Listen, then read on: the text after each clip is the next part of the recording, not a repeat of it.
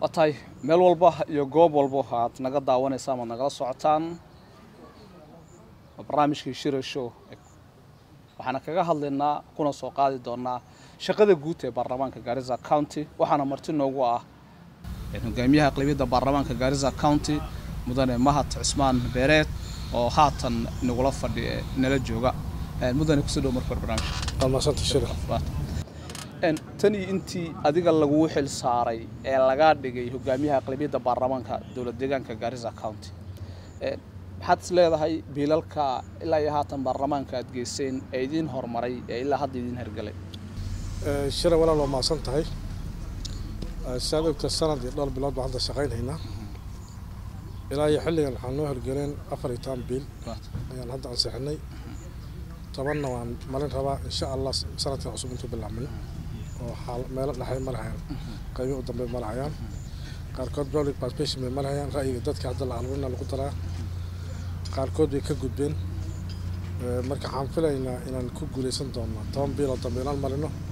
tirada marka waxay noqonaysaa inaan sanadkii ku xirnay 24 biil marka macnaheedu waxay noqonaysaa baarlamaankii sharci dejinta inuu shaqo weyn ka qabtay oo aad u dadaalay noqonaysaa waa tahay shaqo wad qabanaysaan xeerarkiina baarlamaanka wad soo marinaysaan dawladdu ma tahay mid xeerarkaasi fulinayso si dadweynihii xeerarkaasi uga faa'iideystaan walaal waa sax su'aal fiican weeyo dawladdu way fulinaysaa xeerarkii aan marinay qaarkoodna way meel dhaleen saad maanta arkaysay maxaan marinay CEO-ga investment board Garissa County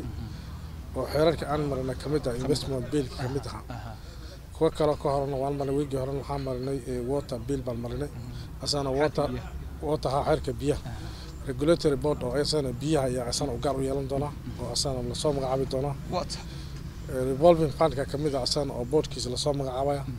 so waan wadnaa shaqadii dawladda way sii wadacnaa oo si fududaynaa dawladda su'aashu waxay tahay dawladdu ma tahay mid hergelinayso idinku warqadiisa soo qortay xafiisyada la keen wasaaraduhu ma yihiin kuwa hergelinayo oo dadweynaha u gudbinayo oo markaas dadweynuhu ay ka faa'iidayeen xeerarka sameynaysan waxaan aad iyo aad u qanacsanahay in dawladda ay ka hergelinayso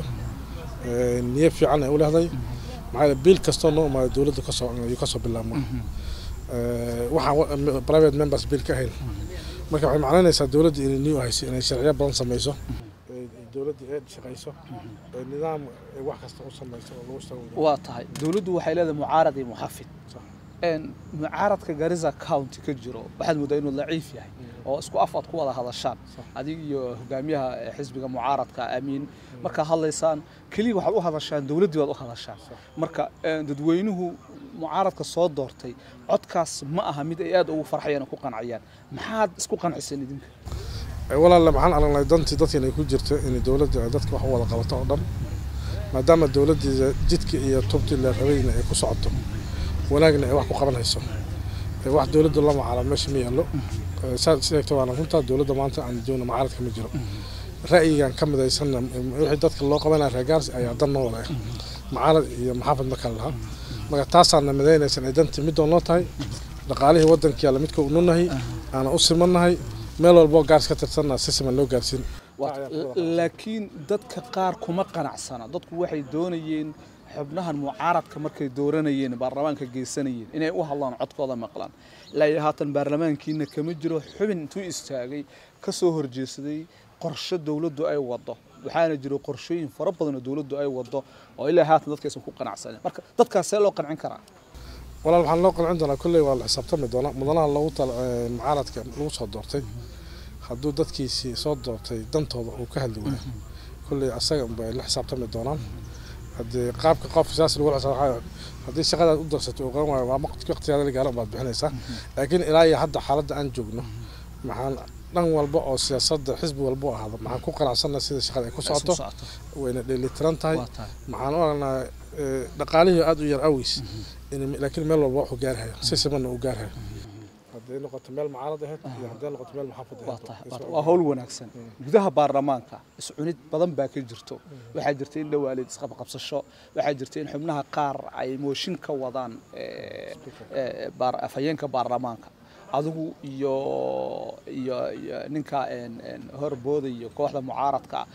Amiin waxaad sheegteen in la dhameeyay laakiin ayagu waxay ku qanacsan in la haat in la dhameeyo marka bal iswaafaji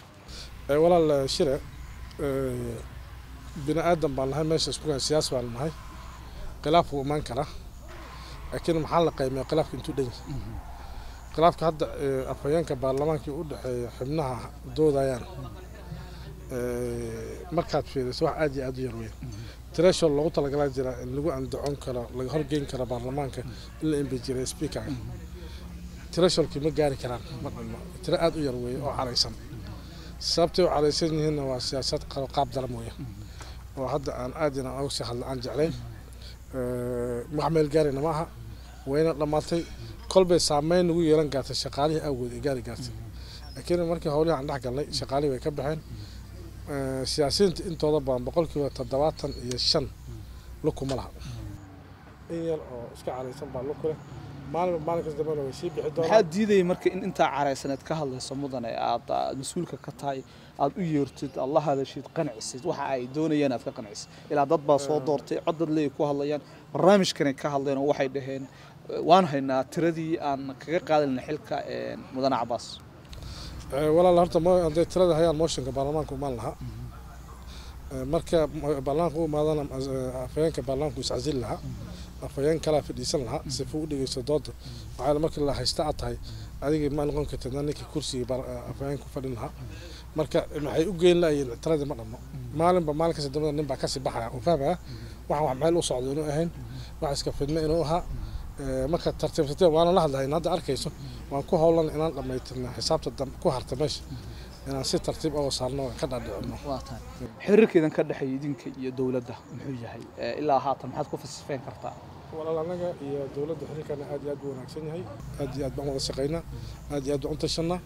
marka aad iyo aad 100% xiriirkan dawladdu aad u fiican waataan ma jiraan deegaana aad isleedahay dawladdu ama goobo aad isleedahay dawladdu way ka gaabinaysaa oo loo baahnaa in xawliga iyo shaqada qaabka u qabanayso wax laga bedelo marka laga raabay in dawladdu daacad u tahay walaal dawladdu meel ay ka gaabinayso male waxaan marinay wax la yiraahdo CIDP county development plan shanta sano waa sameeyay shanta sano waxaa loo sii kala saaraa sanad intaana baarlamaanka u ansixinayna xubin kasta oo laga soo doortay meel uu fadhiisani dhulkii laga soo doortay wuxuu ugu jiro fiirin hadduu beeraha yahay hadduu caafimaadka yahay hadduu biyaha yahay maxaa laga yaabaa waxyaalaha kaloo biyaha aniga biyaha meeshayda qiimaha looga heli karo iyo madoogaasi inuu tafaawut u dhaxeeyo farq weyn u dhaxeeyo ha madoogaas waxaa laga yaabaa biyo aad u qiimo badan lacagtooda inuu baahan yahay ilaa 300 milyan laakiin 2 milyan oo biyaha Poland ah way ku filantay dadkii marka taa way keeni kartaa in loo arko meelaha barkood inaan kala badannahay laakiin meel walba way gaaraysaa meel walba mashruuc laga fulinayaa oo dawladda maxaana mashruuc lagu fulinayaa baahida jirta awgeed maxaa laga yaabaa baahida aniga meeshii ka jira inay madoogaas ka jirto marka loo baahan inaan madoogaas maxaa lagu fulin aan liifan aniga kala hadda beera ma qabi meeshii laga soo doortay meelaha jira noloshooda beera ay ku tiirsanta marka haddaan xasan noqdo oo dhaho beerihii meeshan la geeyay waxaa xagga loo geen waaya nasiib darray noqonaysaa laakiin si fiican baa loo dheeli tiray ninka aan xagga beeraha looga qaban xagga xanaanada xoolaha wax looga qabanaya ninka biyaha looga qaban aan biyo baahi loo qabin caafimaadka wax looga qabanaya ninka aan caafimaad cilad qabin xagga waxbarasho looga nin walba meel baax loo ayaa u daran marka annagana soo gudbinaa baahida dadka annaga baahidaas baa dawladda ay ka adeegtaa waata dawladda adigu aad u tahay hogaamiyaha aqlabiyadda u tahay adigu xilka badan ka saaran yahay dad fara badan kuma qanacsana qaabka u shaqeynayso marka shaqaalaha la fiirinayo marka adeeg bixinta la fiirinayo marka la fiirinayo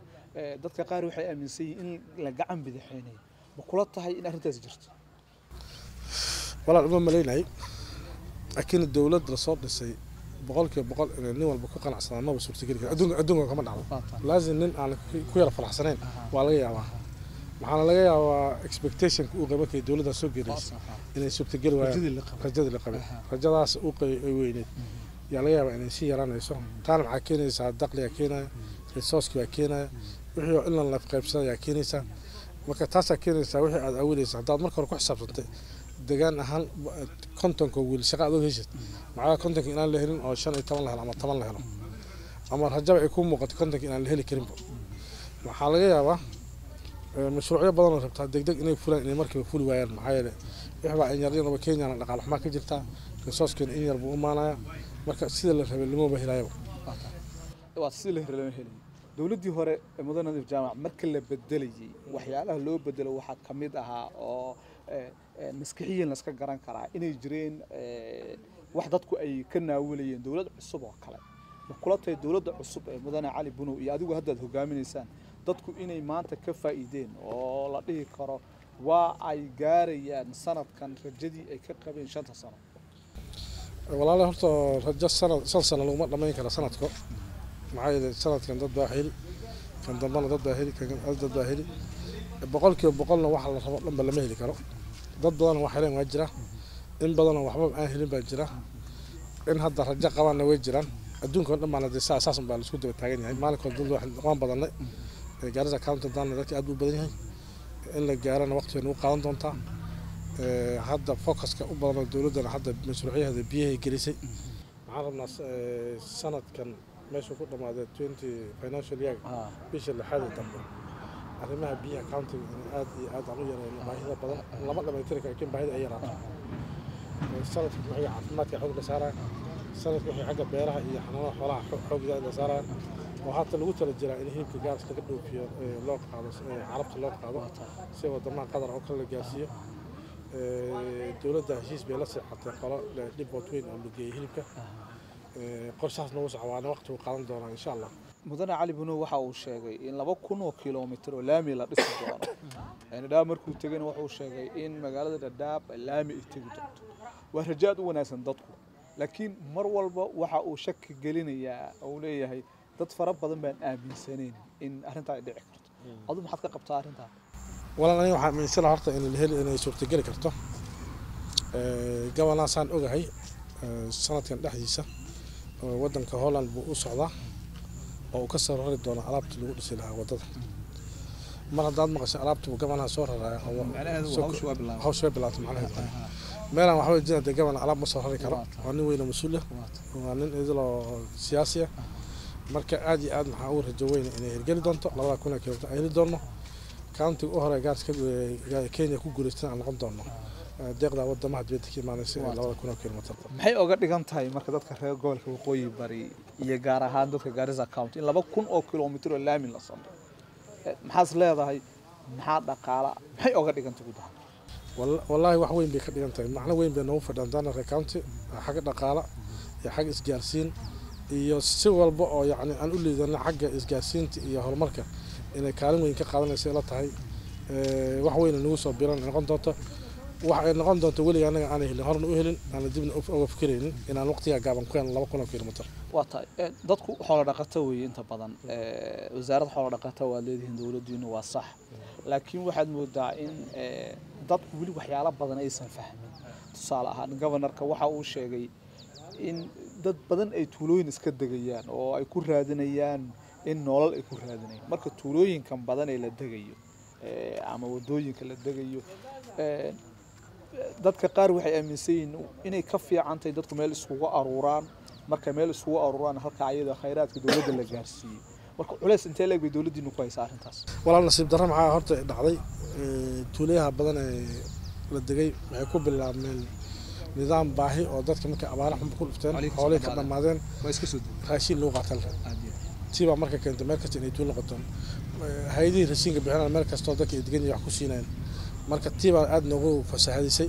laakiin anaga hadda maamul ahaan county ahaan waxaan rabnaa inaan sharci marino aan ku xakameynayno tuulaha cusub ee farax badan la sameeynayo maxay qalabkooduna ugu batay resourcekeena nooma wada gaari kara meel kale meelaha jira baa fiican inaan wanaajino sida adeeg loogu geeyna caafimaadka iskuulkoodii biyahooda wax walba dheelitiran ay weeyaan laguna si dardargelin lahaa in la si balaariyo waa tahay barnaamijka gabagabadiisa marka dadka soo degaya tuulaha cusub degaya maxaan ku waanin lahayn inay ku biiraan tuulaha kale jiraan sifa kuwa aan oo si xoojino aan u yeelno wax walba u baahan yihiin laakiin ninka siyaasiyiinta ka dambeeya Soomaha oo dadajinaya dadkii oo dhahayo meel baan dadajinayna oo qabiile iyo qoys iyo qariiqari u dajinaya tuulaha badan ee la degay waxay ku bilaabmeen nidaam baahi oo dadka markay abaar xun ku dhufteen xoolaha ka dhamaadeen raashin loo qaatal tiba marka keentay meel kasta inay tuulo noqotaan hay'adihii raashinka bixinayaan meel kasta oo dadka ay degan yihiin wax ku siinayaan marka tiba aad noogu fasaxadisay laakiin anaga hadda maamul ahaan county ahaan waxaan rabnaa inaan sharci marino aan ku xakameynayno tuulaha cusub ee farax badan la sameynayo maxaa qalabkooduna uu batay resourcekeena nooma wada gaari kara meel kale meelaha jira baa fiican inaan wanaajino sida adeeg loogu geyn lahaa caafimaadka iskuulkoodii biyahooda wax walba dheelitiran ay weelaayeen laguna si dardargelin lahaa in la si balaariyo waa tahay barnaamijka gabagabadiisa marka dadka soo degaya tuulaha cusub degaya maxaan ku waanin lahayn inay ku biiraan tuulaha kale jiraan sifa kuwa aan u sii xoojino aan u yeelno wax walba u baahan yihiin nidaamka dadkan iska degaya iyo tuulooyinka iyo carqalado badan oo imaanaya jira dhulka adigu aad u tahay hoggaanka aqlabiyada u tahay laga soo bilaabo Booda ilaa Banaani dhul badan oo waxa jira qayli ay ka jirto Wajeer South qayli baa ka jirto Badoogaasha qayli baa ka jirto Masalaani qayli baa ka jirto dawladdu in badan way ka hadashay Governor Ali Bunow waa uu ka hadlay Masalaani ba kaga hadlay Badoogaasha kaga hadlay Dhaabo kaga hadlay intee wax marayaan marka hadda heshiisyadii iyo arrimihii qaylida gaar ahaan degmada Lagdheer oo walaal arrimaha horta arrimo joogto oo soo noqdeen gabanana aad baan oo hadalna asaga iyo dhigiisa dhinaca kale ee wajiya iyo isiilo aad u wada hadlayaan in dawladda korona baaq badan baa loo diray in xuduudaha rasmiga ay kala saarto si dhibaatada ay soo noqoto mar xal loo gaaro mid kale waxaan ana naftaana baarlamaan ahaan sameynay guddi la rabo inuu socdo oo qaybta kale uu tago isiilo wajiya uu tago meel qalab ka jiro uu tago dadka xalinaya khilaafaadkan oo qayb ka noqdo waxa gudoomiye mudana laga soo doorto Badoogaasha oo dhulkan hadda qaylada bay ka jirta kamid ah marka aan filaynaa anagoo ku karana gabanaha anaga iyo security committee iyo national government in hal loo heli doono laakiin halka lagu kala bixi doono waxa xuduudka loo kala sheegay walba xuduudkiisu ka si inaan isku xadgudbo oo jiraan fiican oo wada nolol noqdo nabadan lagu dadaalo bay noqonaysaa waata uqulotooyin baa gobolkan qayb ka mid ah ka jiro oo deegaanka Boni Forest oo kale ka jiro shabaabka ayaa qayb badan dhibaatooyin ka geysanay barnaamijku waxa jira governorku gacanta ka jaray oo ahaa in lagaga hortagayo isha shabaab governorka markuu Dadaab joogay waxa uu sheegay in uu ku celceliyay daraadna ku celiyay in deegaanada Faafi iyo Jaara iyo Dadaab Faafi Jaara iyo Dadaab saddexdaas aan horumar la gaarsiin karin ilaa amni rasmi laga gaaro marka ma gacmaha la xirxiranaya mise dawladii baad ciriri gelinaysaan in amni la helo walaal horta gacmaha ma xiranayno dawladda waxaan ku bulinaa horta inay tallaabo qaado waajib ka saaran inay badbaadiso nafta iyo maalka dadweynaha dawladdu waajibkeena gudato wax kale dheermana waan ku daba istaagaynaa insha Allah maxay tahay fariinta aad dadweynaha u gudbinayso adigoo eegaya kaamera si toos fariintan u gudbinaa waxa uu doonaa nabad ku noolaadaan dawladda ay ka warsugaan wax badan bay dawladda ay soo qorsheynaysaa insha Allah baan loo hirgeli doonaa in la dul qaataan aad iyo aad u